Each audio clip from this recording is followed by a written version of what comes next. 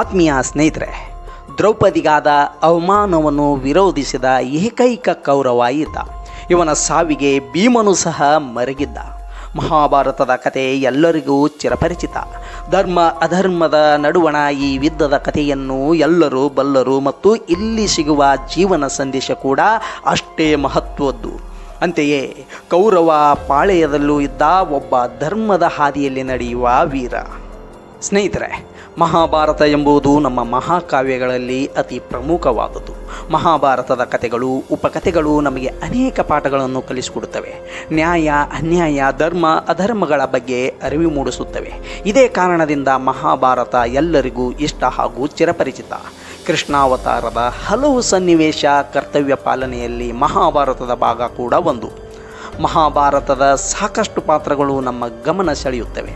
ಅಂತಹ ವ್ಯಕ್ತಿಗಳಲ್ಲಿ ಕೌರವರ ಪಾಳೆಯದಲ್ಲಿ ಇದ್ದ ಈ ವೀರನ ಕತೆ ಇವತ್ತು ನಿಮ್ಮ ಮುಂದೆ ತಂದಿದ್ದೇನೆ. ಅದಕ್ಕಿಂತ ಮುಂಚಿತವಾಗಿ ನೀವೇನಾದರೂ ನಮ್ಮ ಯೂಟ್ಯೂಬ್ ಚಾನಲನ್ನು ಮೊದಲ ಬಾರಿಗೆ ವೀಕ್ಷಿಸ್ತಾ ಇದ್ದರೆ ದಯವಿಟ್ಟು ಸಬ್ಸ್ಕ್ರೈಬ್ ಮಾಡುವುದರ ಜೊತೆಗೆ ಶೇರ್ ಮತ್ತು ಲೈಕನ್ನು ಮಾಡೋದು ಮಾತ್ರ ಮರಿಬೇಡಿ. ಮಹಾಭಾರತದಲ್ಲಿ ಪಾಂಡವರು ಮತ್ತು ಕೌರವರ ಯುದ್ಧದ ಭಾಗ ಪ್ರಮುಖವಾದದ್ದು. ಕುರುಕ್ಷೇತ್ರದ ಯುದ್ಧದ ಸನ್ನಿವೇಶ ಸೃಷ್ಟಿಯಾಗಲು ಇದ್ದ ಕಾರಣಗಳು ಹಲವು. ಅದರಲ್ಲಿ ದುರ್ಯೋಧನನ ಅಸೂಯೆ, ದುರಾಸೆ, ದರ್ಪ ಕೂಡ ಒಂದು. ತನ್ನ ಪುತ್ರನ ಅಧಿಕಾರದಾಸೆ, ಕುತಂತ್ರಗಳ ಬಗ್ಗೆ ಧೃತರಾಷ್ಟ್ರ ಕೂಡ ಮೌನವಾಗಿದ್ದ. ಪುತ್ರ ವ್ಯಾಮೋಹ ಧೃತರಾಷ್ಟ್ರನನ್ನು ಸರಿಯಾದ ರೀತಿಯಲ್ಲಿ ಯೋಚಿಸುವುದಕ್ಕೆ ಅಡ್ಡಿ ಮಾಡಿತ್ತು. ತನ್ನ ಮಗನಿಗೆ ಪಟ್ಟ ಸಿಗಲಿ ಎಂಬ ಆಶೆಯು ಧೃತರಾಷ್ಟ್ರನ ಮನದಲ್ಲಿ ಮೂಡಿತ್ತು. ಹೀಗಾಗಿಯೇ ಕೌರವ ಪಾಂಡವರ ನಡುವಣ ವೈಷಮ್ಯವನ್ನು ತಡೆಯಲು ಧೃತರಾಷ್ಟ್ರ ಪ್ರಯತ್ನಿಸಲೇ ಇಲ್ಲ. ಯುದ್ಧವನ್ನು ನಿಲ್ಲಿಸಲು ಇದ್ದಂಥ ಅವಕಾಶವನ್ನು ಬಳಸಿಕೊಳ್ಳಲಿಲ್ಲ. ಹೀಗಾಗಿ ಪಾಂಡವ ದ್ವೇಷಿಯಾಗಿದ್ದ ದುರ್ಯೋಧನ ಅಧರ್ಮದ ಹೆಜ್ಜೆಯನ್ನೇ ಇಡುತ್ತಿದ್ದ. ಅಂತಹ ಅಧರ್ಮದ ನಡೆಯಲ್ಲಿ ತುಂಬಿದ ಸಭೆಯಲ್ಲಿ ದ್ರೌಪದಿಗಾದ ಅವಮಾನವೂ ಕೂಡ ಒಂದು. ದುರ್ಯೋಧನ, ಶಕುನಿ ಸೇರಿದಂತೆ ತನ್ನ ಸಂಗಡಿಗರೊಂದಿಗೆ ಸೇರಿ ಹಣೆದ ತಂತ್ರವೇ ಮೋಸದ ದ್ಯೂತ. ಪಗಡೆಯಾಟಕ್ಕೆ ಪಾಂಡವರನ್ನು ಆಹ್ವಾನಿಸಿ ದುರ್ಯೋಧನ ಗೆದ್ದಿದ್ದ. ಪಗಡೆಯ ಎಲ್ಲ ಪಟ್ಟುಗಳನ್ನು ತಿಳಿದಿದ್ದ ಶಕುನಿಯೊಂದಿಗೆ ಗೆಲ್ಲುವುದು ಅಷ್ಟು ಸುಲಭದ ಮಾತು ಆಗಿರಲಿಲ್ಲ. ಸಹಜ ಎಂಬಂತೆ ಈ ಪಗಡೆಯಲ್ಲಿ ಯುಧಿಷ್ಠರ ಎಲ್ಲವನ್ನು ಕಳೆದುಕೊಂಡಿದ್ದ ಪತ್ನಿ ದ್ರೌಪದಿಯನ್ನು ಕೂಡ. ಹೀಗಾಗಿ ದ್ಯೂತ್ಯದಲ್ಲಿ ಸೋತ ದ್ರೌಪದಿಯನ್ನು ತುಂಬಿದ ಸಭೆಯಲ್ಲಿ ಎಳೆದು ತಂದು ಆಕೆಯನ್ನು ಅವಮಾನಿಸಲಾಗಿತ್ತು. ಇಂದ್ರಪ್ರಸ್ಥದಲ್ಲಿ ಪಾಂಡವರ ಅರಮನೆಯಲ್ಲಿ ತಾನು ಅನುಭವಿಸಿದ ಅವಮಾನಕ್ಕೆ ಪ್ರತಿಕಾರ ತೀರಿಸಲು ದುರ್ಯೋಧನ ದ್ರೌಪದಿಯ ಬಟ್ಟೆಗಳನ್ನು ಕಿತ್ತೆಸೆಯಲು ಆದೇಶಿಸಿದ. ಈ ಸಂದರ್ಭದಲ್ಲಿ ಒಂದಷ್ಟು ಮಂದಿ ಗಹಗಹಿಸಿ ನಗುತ್ತಿದ್ದರೆ ಭೀಷ್ಮ, ದ್ರೋಣರು ಸೇರಿ ಕೆಲವರಿಗೆ ನೋವಾದರೂ ಇದನ್ನು ವಿರೋಧಿಸದೆ ಮೌನವಾಗಿಯೇ ಉಳಿದಿದ್ದರು. ಆದರೆ ಕೌರವರ ಪಾಳೆಯದಲ್ಲಿದ್ದ ಒಬ್ಬ ಮಾತ್ರ ದ್ರೌಪದಿಗೆ ಆದ ಅವಮಾನವನ್ನು ವಿರೋಧಿಸಿ ಅಣ್ಣನ ವಿರುದ್ಧವೇ ಮಾತನಾಡಿದ್ದ. ಅವನೇ ವಿಕರ್ಣ. ಸ್ನೇಹಿತರೆ, ಧೃತರಾಷ್ಟ್ರನ 100 ಮಕ್ಕಳಲ್ಲಿ 3ನೇಯವನು ಈ ವಿಕರ್ಣ. ಮಹಾಭಾರತದ ಕಥೆಗಳಲ್ಲಿ ಕೌರವರ ಪಾಳೆಯದಲ್ಲಿ ದುರ್ಯೋಧನ ಮತ್ತು ದುಶ್ಯಾಸನ ಹೆಸರು ಜಾಸ್ತಿ ಉಲ್ಲೇಖವಾಗುತ್ತದೆ. ಪಾಂಡವರ ವಿರೋಧಿಗಳಾದ ಇವರು ಅಧರ್ಮದ ಹಾದಿಯನ್ನೇ ತುಳಿಯುತ್ತಿದ್ದರು. ಈ ಇಬ್ಬರ ಸೋದರನೇ ವಿಕರ್ಣ. 100 ಮಂದಿ ಕೌರವರಲ್ಲಿ ಒಬ್ಬನಾದ ವಿಕರ್ಣ. ಇವನು ಮಾತ್ರ ಧರ್ಮದ ಪರ ಇದ್ದವನು, ಸಭ್ಯ ಕೂಡ. ತುಂಬಿದ ಸಭೆಯಲ್ಲಿ ದ್ರೌಪದಿಗೆ ಅವಮಾನವಾಗುತ್ತಿದ್ದರೆ ಅದನ್ನು ಖಂಡಿಸಿ ಅತ್ತಿಗೆ ಪರ ನಿಂತವನು ಈ ವಿಕರ್ಣ. ಅಣ್ಣ, ನೀನು ಮಾಡುತ್ತಿರುವುದು ಅಧರ್ಮದ ಕಾರ್ಯ ಎಂದು ವಿಕರ್ಣ ದುರ್ಯೋಧನನಿಗೆ ನೆನಪಿಸಿದ್ದ. ಜತೆಗೆ ಇದರಿಂದ ಕುರುವಂಶವೇ ನಾಶವಾಗುತ್ತದೆ ಎಂದು ಹೇಳಿದ್ದ. ಆದರೆ ಅಂದು ವಿಕರ್ಣನ ಮಾತನ್ನು ಯಾರು ಕೇಳಲೇ ಇಲ್ಲ. ಕೊನೆಗೆ ಸಂಕಷ್ಟದ ಸಂದರ್ಭದಲ್ಲಿ ದ್ರೌಪದಿ ಶ್ರೀಕೃಷ್ಣನ ಮೊರೆ ಇಟ್ಟಾಗ ಕೃಷ್ಣ ಆಕೆಗೆ ಅಕ್ಷಯ ವಸ್ತ್ರವನ್ನು ಕರುಣಿಸಿದ್ದ. ತುಂಬಿದ ಸಭೆಯಲ್ಲಿ ದ್ರೌಪದಿಗಾದ ಅನ್ಯಾಯ ಕುರುಕ್ಷೇತ್ರದ ಯುದ್ಧಕ್ಕೆ ಕಾರಣವಾಯಿತು. 100 ಕೌರವರನ್ನು ಕೊಲ್ಲುತ್ತೇನೆ ಎಂದು ಭೀಮ ಶಪಥ ಮಾಡಿದ್ದ.